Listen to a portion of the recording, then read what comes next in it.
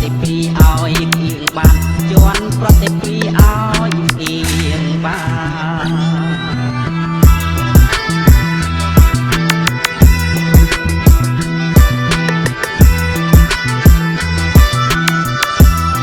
ក្បាច់គុណវាសំងាត់បំបាំងបាត់បំបែងប្រានលួចឡងហោះតាមឋានគុណហនុមានជន់ពាលីគុណដើរគុណលំពេង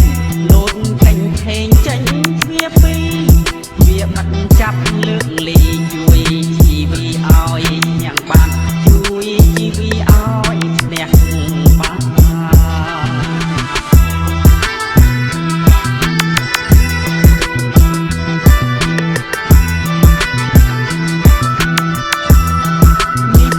ក្បាច់បុរាណ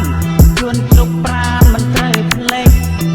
ត្រូវស្រាវជាជ្រែកកុំពុនលិចឲ្យសាបសូនអាគុំសំអាយុចាំទុកចូលតដល់កូន